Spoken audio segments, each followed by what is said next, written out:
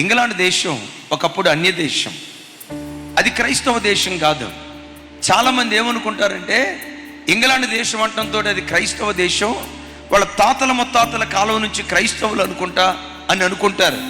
విచిత్రం తెలుసా, అది ఒకప్పుడు అన్య దేశంగా ఉన్నప్పుడు ఒక చిన్న యవ్వన అమ్మాయిని శూరుడు ఖడ్గం ప్రయోగించినట్లుగా ఇంగ్లాండ్ దేశం మీద దేవుడు ప్రయోగించాడు.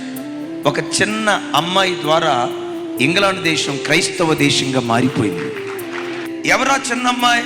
బెర్తా అనే ఒక యవనమ్మాయిని ఇంగ్లాండ్ దేశపు రాజు వివాహం చేసుకున్నాడు. వివాహం చేసుకునేటప్పుడు ఆ అమ్మాయి పెట్టిన కండిషన్, నేను యేసుక్రీస్తుని ఆరాధించేదాన్ని, యేసుక్రీస్తుని తప్ప ఇంకొక వాటి దగ్గర నేను సాగిలపడను అన్నాడు. నీ దేవుడిని నువ్వు ఆరాధించుకో, నేను పొరపాటు నిన్ను బలవంతం చేయను. మెట్టుకు వివాహం జరిగింది. వివాహం జరిగిన నాటి నుండి ఈ రాజు తల్లి, రాజు ఈ అమ్మాయిని గమనిస్తున్నారు.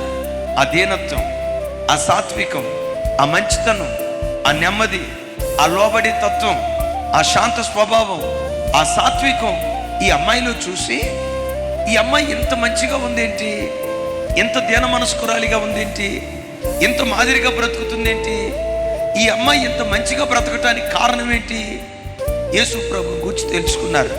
అప్పుడు వాళ్ళు అనుకున్నారట, యేసుక్రీస్తుని ఆరాధించే ఈ అమ్మాయి ఎంత మంచిదైతే ఈ అమ్మాయి ఆరాధించే యేసుక్రీస్తు ఇంకెంత మంచోడై ఉంటాడో కదా, ఈ అమ్మాయి సేవించే యేసుక్రీస్తు ఇంకెంత దీనుడై ఉంటాడో కదా అని ఈ అమ్మాయిలో ఉన్న సత్ప్రవర్తన చూసి ఇంగ్లాండ్ దేశపు రాజు యదా రాజా తదా ప్రజ అన్నట్లుగా ఇంగ్లాండ్ దేశపు రాజు ఎప్పుడైతే యేసుక్రీస్తుని అంగీకరించాడో ఇంగ్లాండ్ దేశం అంతా యేసుక్రీస్తుని అంగీకరించింది.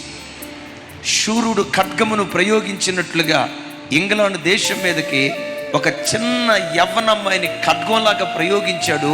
దేశం అంతా ప్రభు తట్టు తిరిగింది.